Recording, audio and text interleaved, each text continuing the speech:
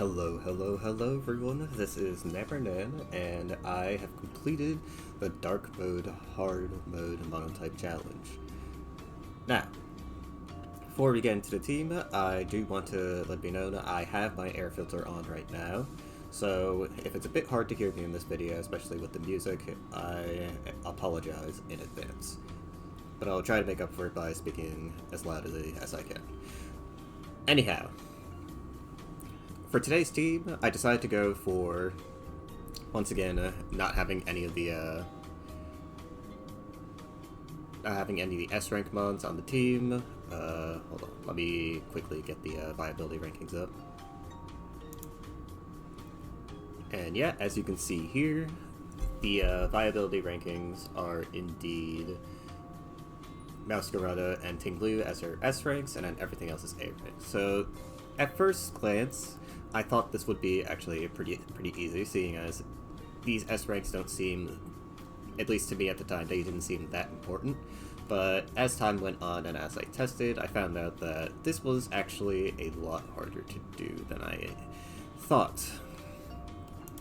And the main reason being that Tinglu is actually just very good at its job, is the main issue.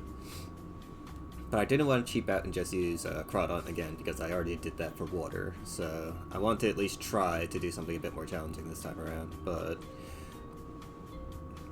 and it was difficult, but I did eventually land on something. But before I talk about this team, I want to talk about the previous team that I made before.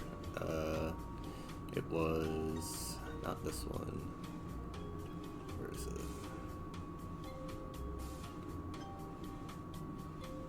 There was another dark team I had. I believe it was, oh yeah, this one. So this one was going to be a stall dark team, and eventually I tried, this team went through a lot of iterations, and eventually I gave up and tried to make Tinglu work on it, but as it turns out, stall dark is very hard to make work. It's very matchup fishy, and it's just very inconsistent. I didn't really like how inconsistent it was. I tried to make use of Pressure Spiritomb, Water Absorb, at least protect the Cacturn, as well as using Umbreon Wish Passing to make sure everyone stays healthy. Especially Tinglu, since Umbreon has a lot of HP. Tinglu also has a lot of HP, but Umbreon has enough HP where its wishes actually do a significant amount to Tinglu. So I wanted to try and make use of that, but unfortunately, the team was just far too passive, and Spiritomb is just honestly not that great of a mon, even as a pressure staller, because of the lack of recovery and the amount of switching and the fact that I had to use Defog, and the only dark rapid spinner that's even remotely usable is more Pico, and I don't really think that could work on stall. So with all that, I just decided this team wasn't worth trying to put as many games in as I did. So I ended up giving up on it. And then I tried making this team, which again has Tinglu and the S ranks, and I tried to just cheap out and use Crawdon, but I just generally didn't like using the team, period. And again, it felt like really cheap to do it, because I already did Crawdon for water.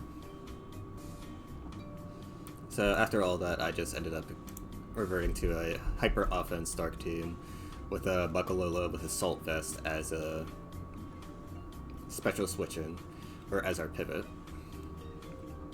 And Buck isn't really that great of a pivot because it doesn't have a pivoting move, especially with a Assault Vest.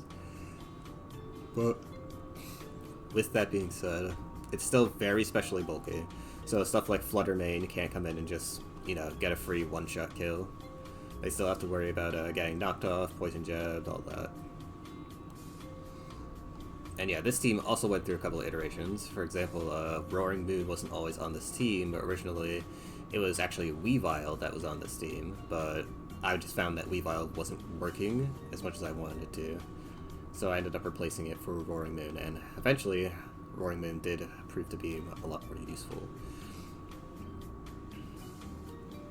Originally, I also didn't have Crocodile on this team. I had Samurott Hisui as my lead, but I found that I just think Crocodile was a lot better as a suicide lead.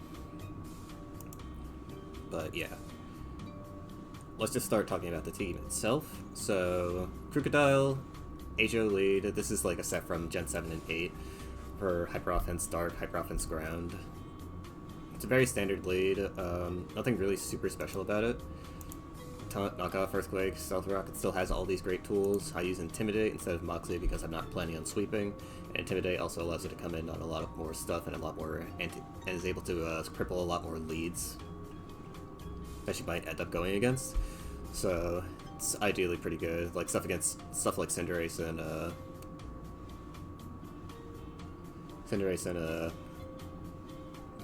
Ogerpon, Hearthflame, for example, are good things to come into with this Mon. Or when you're leading, not just in general, but when you're leading. Samurott is a boot set with Sword Stance. This is the setup sweeper that's supposed to help break balance teams.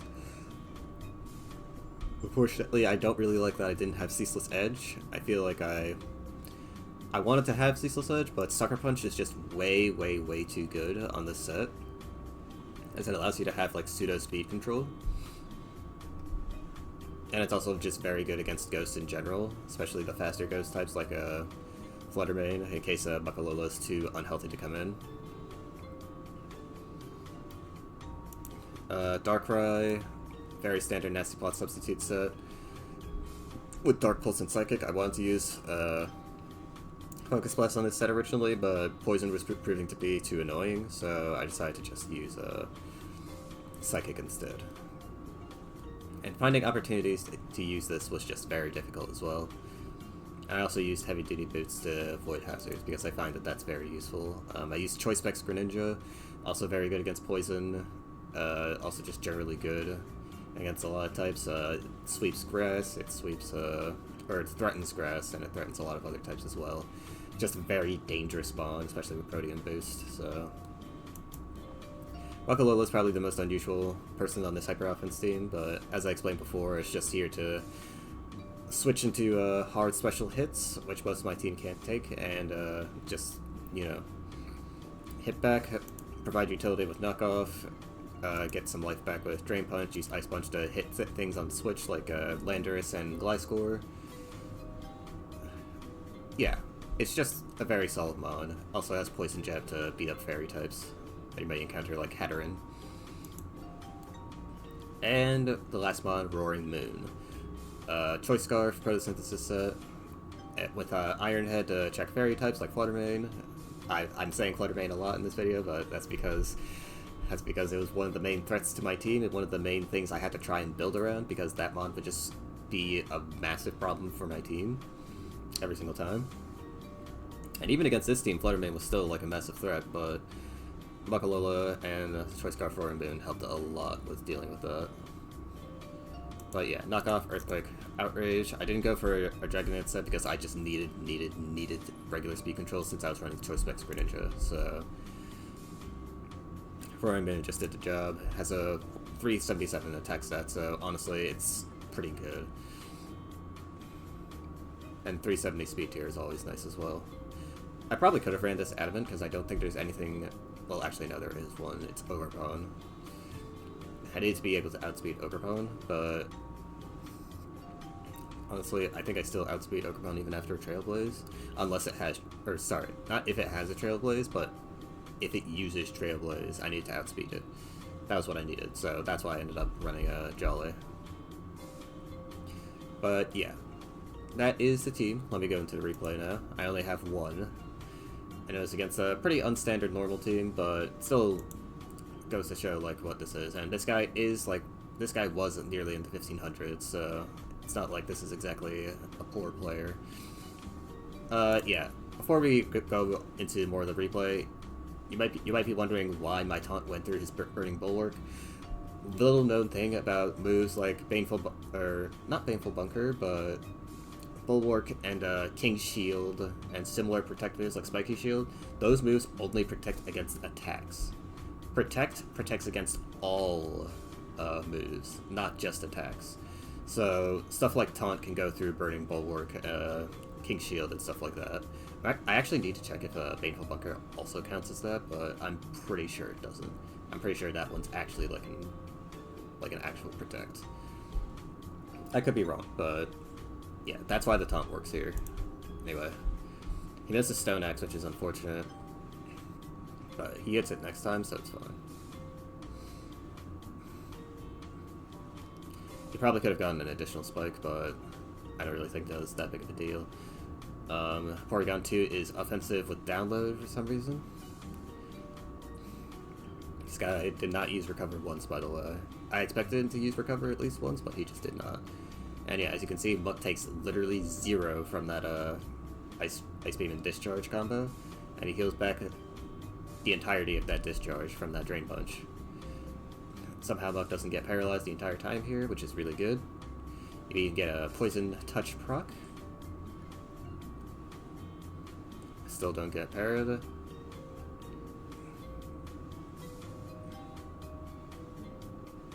Alright, we got Comatose Kamala.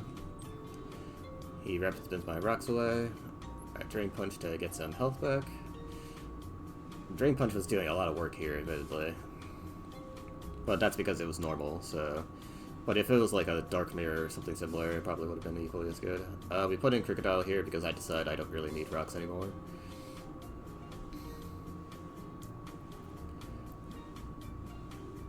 Because I believe that I can just straight up win at this current moment in time. We kill NDD with Aqua Cutter.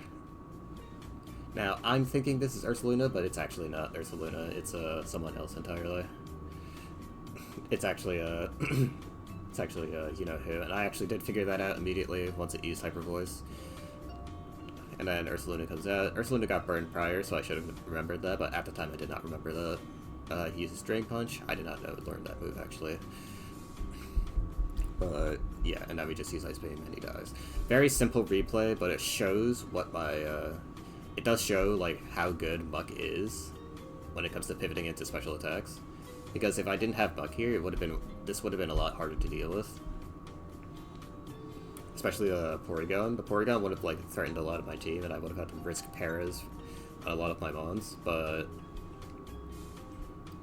With Muck, I don't have to worry about it getting paralyzed, because even though paralysis is still really annoying and the yellow magic is very, very, very annoying to deal with, it's still generally not as bad as having it on an offensive mon like Greninja or Darkrai, who literally get slower and have to deal with the paralysis chance. Muck is just already slow, so it's net positive if I let that get paralyzed instead of the other two, or another good offensive mon. But yeah, that is it for this video. So I will now go to the wheel and we will pick what type is next.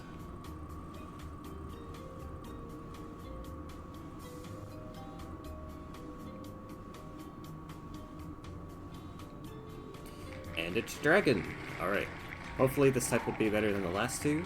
I will see you guys in that video.